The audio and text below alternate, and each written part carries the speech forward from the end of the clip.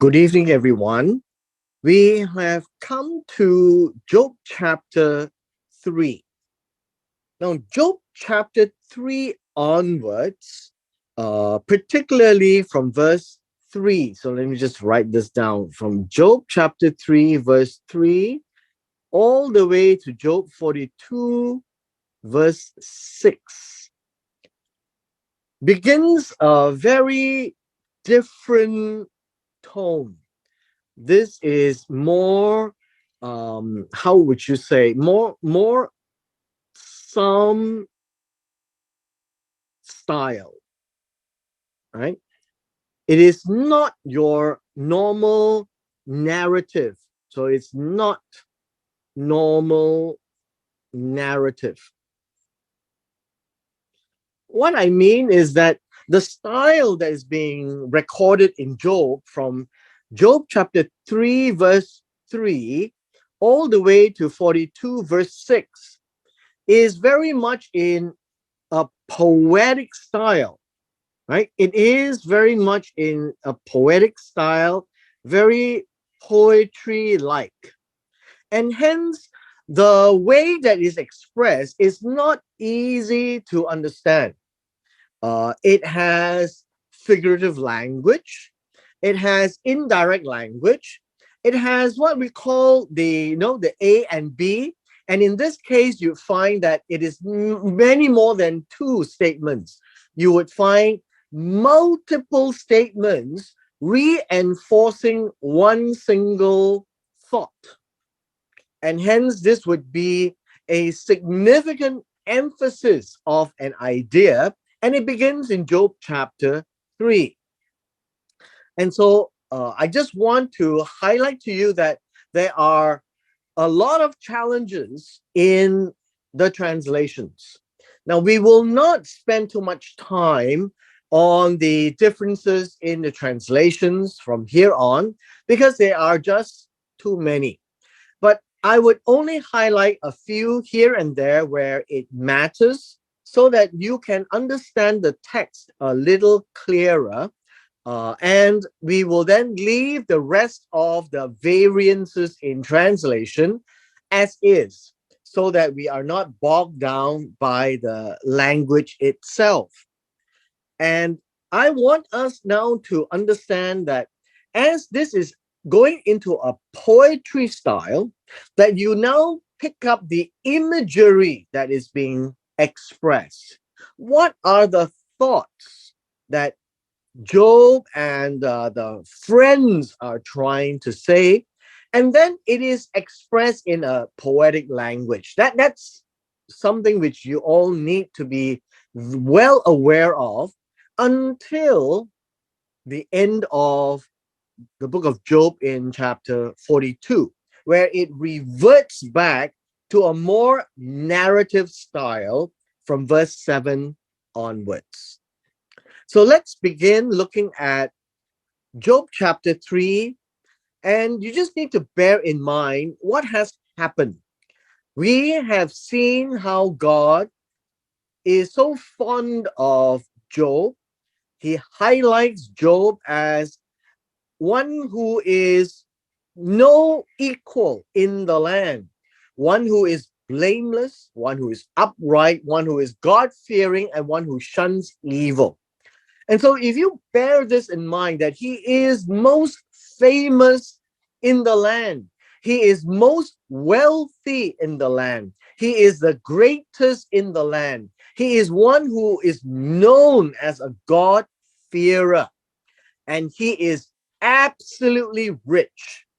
Now, at this point in time, he is mourning for his children. He is suffering. He is in pain. He has boils from the sole of his foot to the scalp of his head. He has lost everything, his wealth, his children. He has also lost his wife, in the sense where his wife tells him to curse God and die. And if that be the case, then he would have failed in the test, because Hasatan was bent on trying to drive him to the point to curse God to his face. But we read at the end of chapter 2, just like at the end of chapter 1, that Job did not sin with his lips. He said nothing against God, and he carried an attitude, though he didn't understand a single thing that's happening. This is what we are going to address from chapter 3 onwards. The people around Job will be wondering, why would a God-fearing man, rich and blessed, suddenly is suffering like this? It is nevertheless a very important perspective that needs to be dealt with. You also find that Job's attitude towards God, that he would not say anything bad against God, is trying to resolve in his mind that perhaps God has left everything to its natural progress in life. That God is now no longer paying attention to people. And he is now trying to find some answers and some closure. And in Job chapter 3, you need to be aware that Job has come to the point that he feels that he shouldn't be alive. And so let's begin Job chapter 3. In verse 1, after the friends came, stayed for 7 days and 7 nights in a form of mourning, Job opened his mouth and cursed the day. Now, this statement doesn't come out, all right? Now, the idea of curse in this sense is to make small, demean. Basically, it is to treat lightly, treat lightly. And you need to understand where the background is, because he's come to a point where he is going to say things. So opening his mouth is to say things. From chapter 1 and chapter 2, Job never said anything against God. He did not sin against God with his lips. But now he is opening his mouth and he is going to say things. And so be aware that when a man is in serious stress, serious suffering, intense and immense pain, he will start to say things that he may not appreciate. So look at what he is saying. He is making small his day. So the word here is his day, not the day, but his day. Now understand that this phrase here of his birth is not wrong. It is nevertheless, by context, that is what Job is trying to make small. He wished he wasn't born. Basically, in modern day terms, Job is trying to say he wished he wasn't born if he knew this day would come. Why would someone who is God-fearing, who has stuck to God and honored God, and suddenly has lost everything, and now he is suffering? The principle that everyone would have in ancient days, including today, is that there is always this balance of being obedient and faithful to God to be blessed. And if you are not faithful to God and you have sinned, you will be punished. And so suffering is seen as a form of punishment. Losing your wealth is a form of punishment that is being commonly viewed. And so that's how the friends that came from afar would see. That would be how people around Job will see. That would be how Job might think. That is how most people would look at situations like this. And yet, Job maintains his innocence because he knows he did not sin. And yet it happened. Why? And this is the so many chapters of rationalizing. Next word here is, and Job said. This is not quite that. And Job spoke up loudly. I'm just trying to give you all a better sense of the imagery. It's not just saying something, but he spoke out rather loudly. This is the idea of expressing his frustrations, so that you know that all the imagery words that is now being used in the book of Job is to cast an image in our minds what is exactly happening to Job himself. And so he says this in verse 3. He says, at least in the English, may the day on which I was to be born perish, as well as the night which said a boy is conceived. Now, this is a place where I have to deal with some of the Hebrew for our own sake. And so it says, may the day on which I was born uh, perish, be lost. Wish that it didn't happen. And so now you can see the imagery that Job is expressing, the day and the night. So you can see this very poetic.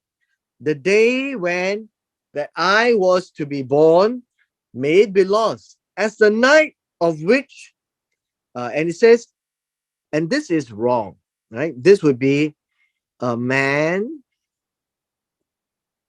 has impregnated. When it talks about a woman, then you would be talking about she conceived. When it speaks about a man, it would be expressed as an impregnation. And so in this case, this phrase here that is wrongly translated is expressing this of a man, right? Of a man. And so Job is saying, I wish that from the mother's viewpoint, he wasn't born. He wished from the father's viewpoint that he was not impregnated. Basically, he's just saying, had I known this day will come that I will be suffering like this, I wish that I was not really born. And so that is what it means by curse his day. Curse himself with respect to the day he was born. Now, the entire chapter continues to repeat itself in various ways about this one idea, cursing his day. Everything from verse 3 onwards down is speaking about how he wished he was never born. And so we will now move a little faster so that you will understand and see what it means, right? It says, may that day be darkness, may God above not care for it, nor light shine on it. Basically, may it be ignored. So he's talking about his past. Verse 5, he says, may darkness and black gloom claim it. Well, I think maybe we should just change a little bit. It says, may darkness, and this word black gloom is shadow of death. As you know, this phrase is used a number of times in the Bible, particularly in an all famous Psalm, Psalm 23, where it says, though I walk through the valley of the shadow of death, this would be the same word. The word claim it is better seen as defile, because he's speaking about the day, cursing the day he was born. May a cloud, this would be a dark cloud, a raining cloud, settle on it, and may the blackness of the day terrify it and scare it away. No, that's a very imagery type of word, right? And as for that night, may darkness seize it. May it not rejoice among the days of the year. May it not come into the number of months. Basically, he's saying that you should not remember his birth, or in this case, his day of birth. And every year that it happens, you wish it not happened. So as you can see, it continues to give us this idea. And so we are seeing every verse expressing the same notion of cursing his day. It says, may that night be barren. Now, verse 7, may the night be barren. May no joyful shout enter it. As you know, when somebody conceives or so somebody is born, it is a day of joy. And the Bible does talk about children as a bundle of joy. But here, Job is not looking at his birth as joy because he is now in a state of suffering.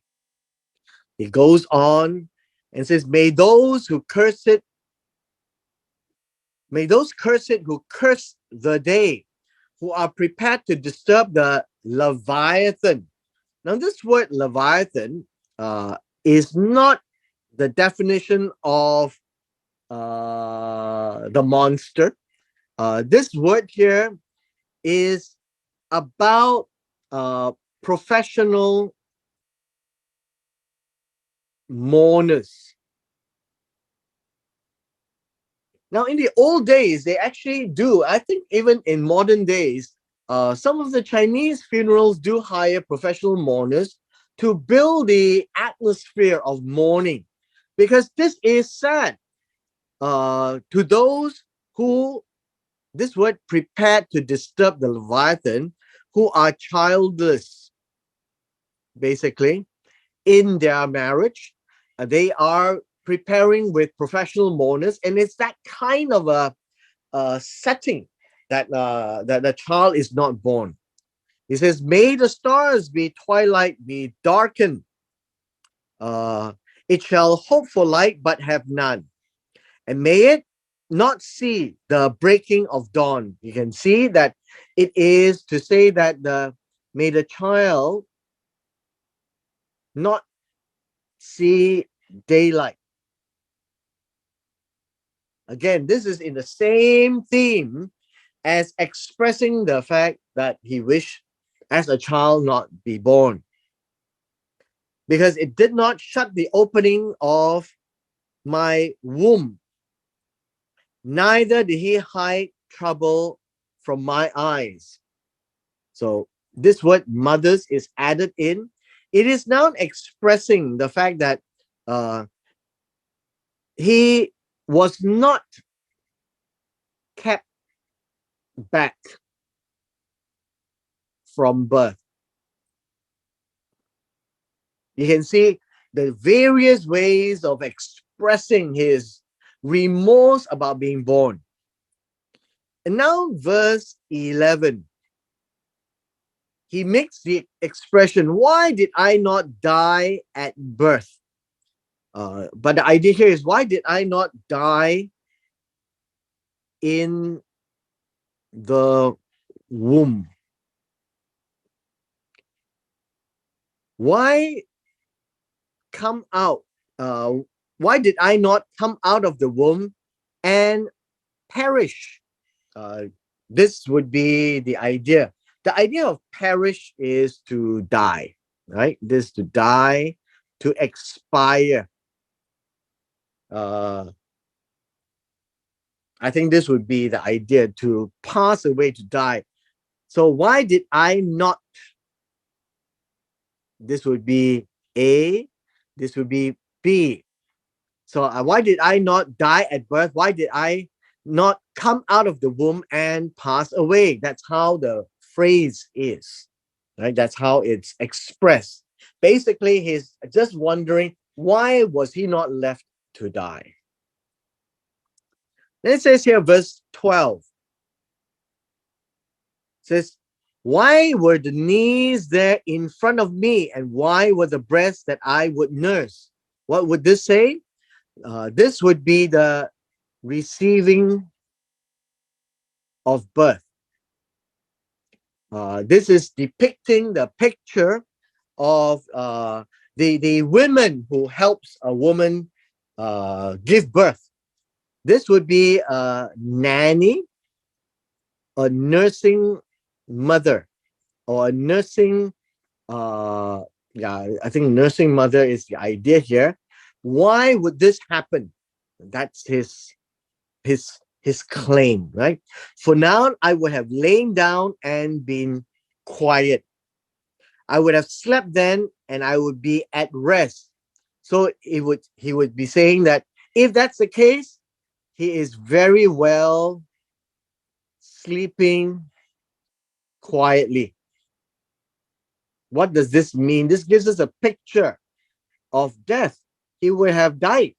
So I would not be now suffering in this way.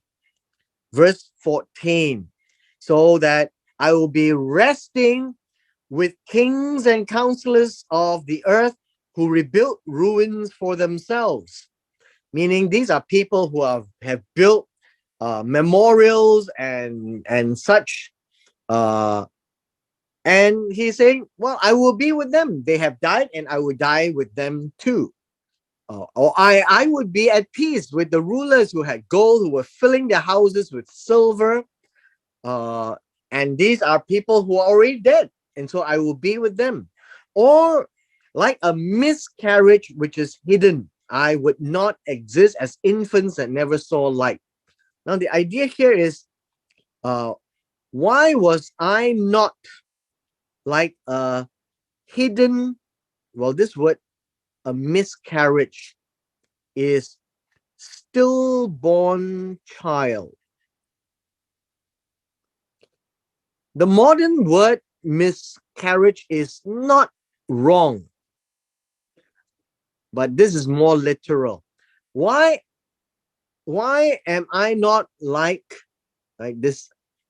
Why am I not like a stillborn child which is hidden? As infants who did not see the light, meaning never opened eyes. You can see the imagery is trying to portray over and over again as a child who should have died as an infant. There, at death, the wicked cease from anger, and there the weary are at rest. So the people who are wicked, they cease to be wicked. The people who are tired, they will be resting. So this is a picture of death. That would be better, he is saying. The prisoners are at ease together. They do not hear the voice of the taskmaster. Why? Because they are dead. Verse 19 says, small and great are there. The slave is free from his master, because when they are all dead, whether you are small or great, you're all at the same place. If you were a slave, well, a slave and a master has no more relationship. That is a picture of death. Now it says, why does he give the toiler light?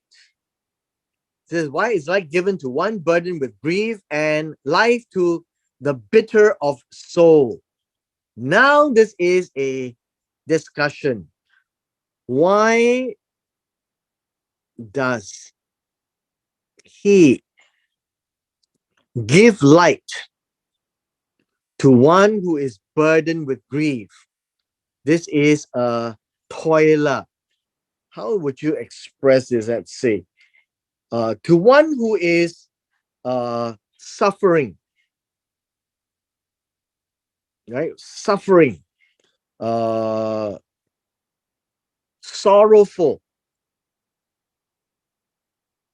And so he's saying, why does God give light to one who is suffering, one who is sorrowful, one who has bitter of soul? Now, the idea of bitter of soul uh, would be heavy, or would be, how should we say, angry, because you are in pain. Why does God continue to give life to one who is like that? You can imagine uh, Job in this situation, very much like, say, uh, the Jews during the Holocaust. People who are captured, tortured, and killed eventually. And the period drags on, and they wish they died, but they didn't. This is the way that Job is expressing that anguish. Why does God give light to those who long for death, but there is no death?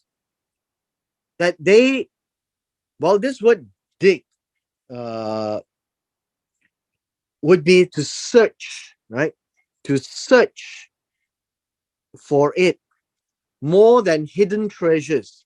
Because at this point in time, the expression is death is better than suffering.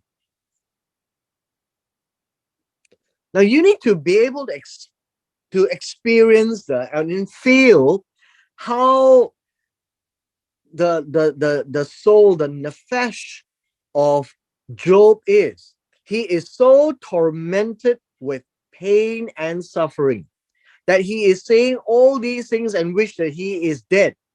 That's basically how it's expressed in very poetic form. It says, for those who are longing, looking for death, you can't find it.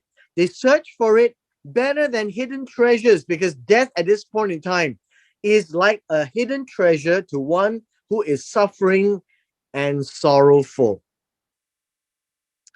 And then it says here in verse 22, those who are happy over joyous occasions or filled with jubilation, they rejoice when they find the grave.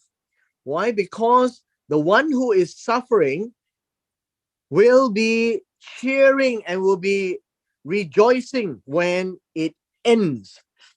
He is expressing the fact that suffering in this intensity will be over when he sees the grave. Now, this word grave is literally a tomb, right?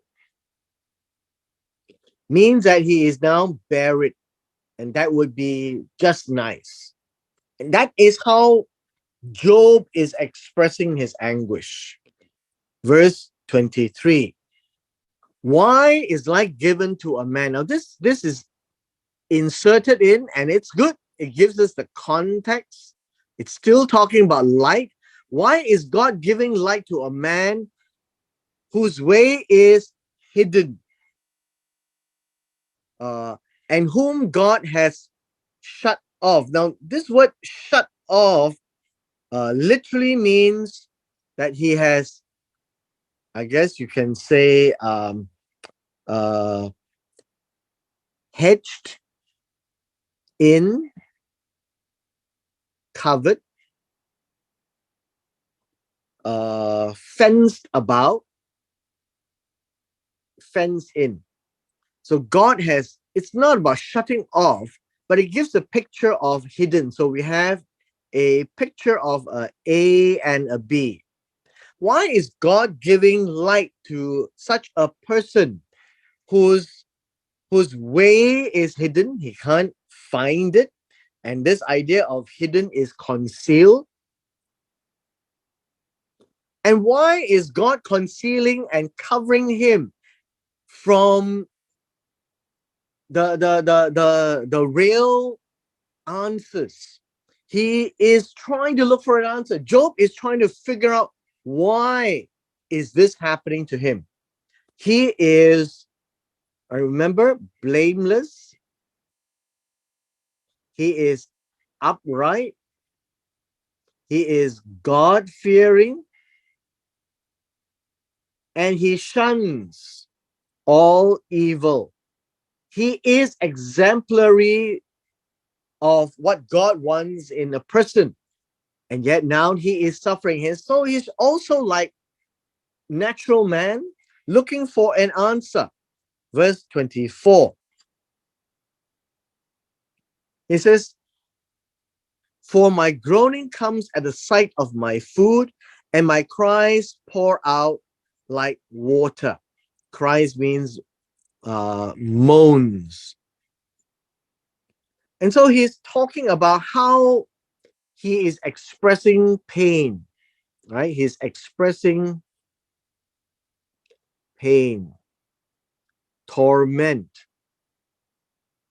suffering. Says, "I did no wrong. What is happening?" So now we want to see uh, the last two verses, verse 25. He says, "For what I fear comes upon me, and what I dread encounters me." He says, what I fear, uh, and this word fear is tremble, right? What I tremble uh, has trembled me. I think that would be a way to express it. And it says, what I dread. And this word dread uh, is also another word of fear. And so you can see that this is another A and a B. And it says here, it has come to me. What was he afraid of? He was afraid that when the children has the feasting cycles, that in the event his sons would say something to curse God, he has made all his burnt offerings to atone for all the sins that the children might have committed. And so every time there was such an event happening, he would be very fearful. Right? He would be very fearful that in case something, they would do something bad, they would say something wrong, they would blaspheme against God, they would curse God, that God would be angry with them. And so he is making all the preparations that they are atoned. But that is the last of his fears, because what he has never expected has happened to him. And so his conclusion in Job chapter 3, verse 26 says, "I am not at ease." The word ease here is I'm not at rest, nor am I quiet. The idea of quiet here literally means be at peace, right? Be at peace, be still, uh, be in tranquility.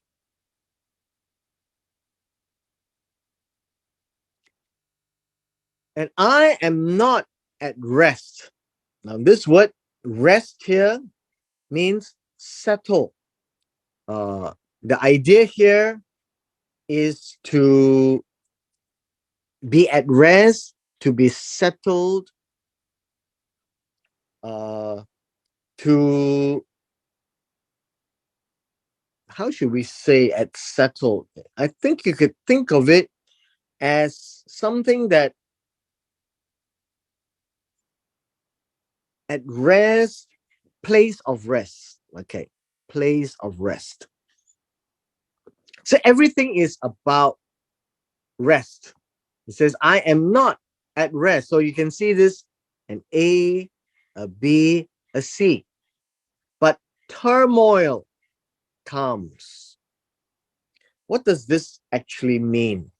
Now, this word turmoil comes from the word, this turmoil. It comes from the word raging trouble.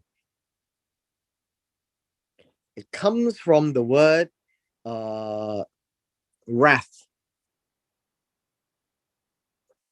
Uh, I guess you can say all these words, something that is trembling, trembling of fear. And so he's trying to express this idea that while he is afraid of what had happened earlier on through his sons, he was not expecting all these things that he is now afraid of, about his suffering, about his pain, about his loss of everything.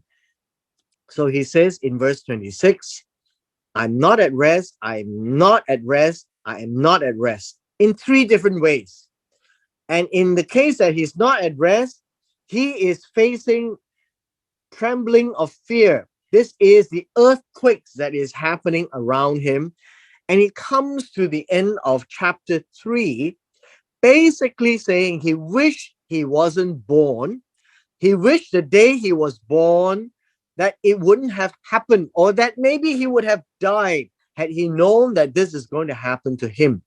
So you can see from the imagery that Job is really, really suffering in such anguish that he has expressed that God is not doing anything. This is not from God. And he's saying, no, the Lord giveth and the Lord taketh away. Naked I come and naked I shall go. I will not curse God to his face. And yet he is now looking at this, that if this was his fate, would it not be better had he not been born? Now, these will be the things that people think about and trying to rationalize why it's happening, because he knows he had done nothing wrong, and yet he is suffering, and that is real. He is not at peace. He is in turmoil. He is having a lot of rage. He's having a lot of pain. And this is where chapter 3 comes to an end. And with this, we come to the end of our study in chapter 3 of Book of Job.